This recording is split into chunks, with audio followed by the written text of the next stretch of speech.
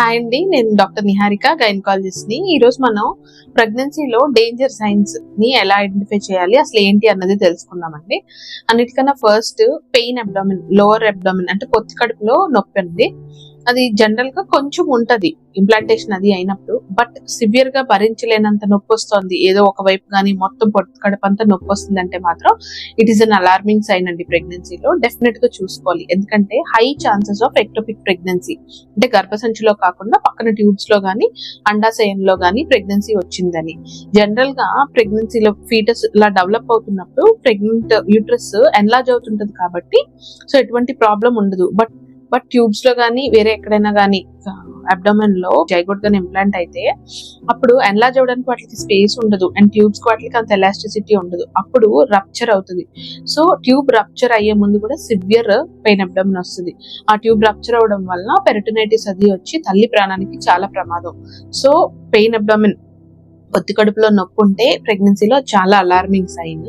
Second ఏంటంటే spotting general common గా ఉంటుంది ఇంప్లాంటేషన్ బ్లీడింగ్ లో, but spotting with pain abdomen లేదా బ్లీడింగ్ విత్ పెయిన్ అబ్డామెన్ అంటే బ్లీడింగ్ తో పాటు పొత్తి కడుపులో నొప్పి రావడం లేదా స్పాటింగ్ తో పాటు పొత్తి కడుపులో నొప్పి రావడం, ఇది డెఫినెట్ గా ఎక్టోపిక్ ప్రెగ్నెన్సీ ని రూల్ అవుట్ చేసుకోవాలి. అండ్ అది బ్లైటెడ్ ఓవమ్ గానీ అన్ఎంబ్రియోనిక్ ప్రెగ్నెన్సీ గానీ, అంటే బేబీ అయితే డెవలప్ అవుతుంది కానీ పోల్స్ డెవలప్ అవ్వకపోవచ్చు, ఫెటల్ పోల్ డెవలప్ అవ్వకపోవచ్చు, అండ్ హార్ట్ బీట్ రాకపోవచ్చు, వీటినే బ్లైటెడ్ ఓవమ్ అది అంటారు. సో అవి కూడా అయ్యే ఛాన్స్ ఉంటుంది కాబట్టి వెంటనే స్కాన్ చేసుకుని అలాంటిది ఏమైనా ఉంటే డిఎన్సీ చేసి క్లియర్ చేసుకోవచ్చు. సో బ్లీడింగ్ హెవీగా ఉంటే మాత్రం ప్రెగ్నెన్సీలో అది అలార్మింగ్ సైనే. నెక్స్ట్ ఏంటంటే యూరినరీ ట్రాక్ట్ ఇన్ఫెక్షన్స్ కూడా ఎక్కువ కామన్ గా ఉంటాయి. దానిలో ప్రెగ్నెన్సీలో ఎక్కువ సార్లు యూరిన్ వెళ్లాల్సి వస్తుంది, బట్ యూరినేషన్ తో పాటు పెయిన్ ఉంటే దాన్ని డిసూరియా అంటారు. పెయిన్ ఉండడం మాత్రం కంప్లీట్లీ అబ్నార్మల్, అది నార్మల్ ఫిజియలాజికల్ చేంజ్ అయితే కాదు. వాళ్ళకి సివియర్ యూరినరీ ట్రాక్ట్ ఇన్ఫెక్షన్స్ ఏమైనా ఉండుండొచ్చు కాబట్టి వెంటనే డాక్టర్ని కన్సల్ట్ చేసి యాంటీబయాటిక్స్ అవి పెట్టుకోవాలి.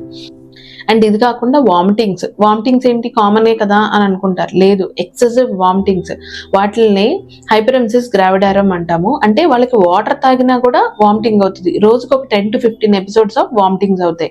జనరల్లీ హైపరెమ్సిస్ ఎవరికి ఉంటుంది అంటే ట్విన్ ప్రెగ్నెన్సీస్, మల్టిపుల్ ప్రెగ్నెన్సీస్ ఇలా వీళ్ళకు ఉన్న వాళ్ళకి ఉంటుంది.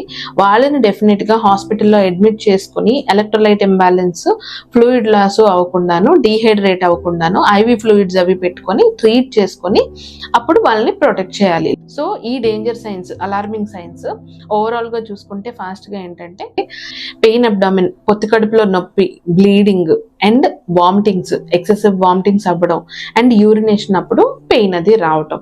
సో వీటిల్లో ఇవన్నీ అలార్మింగ్ సైన్స్ అనమాట. ఎర్లీ ప్రెగ్నెన్సీలో అంటే మిస్క్యారేజెస్, అబార్షన్స్ అవ్వడానికి ఛాన్సెస్ ఉంటాయి కాబట్టి ఇలాంటివి మీరు ఎవరు ఎదురుపడినా ఇమీడియట్ గా డాక్టర్ ని కన్సల్ట్ చేసి ట్రీట్ చేయించుకోవాలి. అండ్ నా వీడియోస్ అన్ని ఇన్ఫర్మేటివ్ గా అనిపిస్తే నా ఛానల్ ని సబ్స్క్రైబ్ చేసుకోండి, నా వీడియోస్ ని లైక్ చేయండి, షేర్ చేయండి అండ్ కామెంట్ చేయండి. థ్యాంక్ యూ అండి.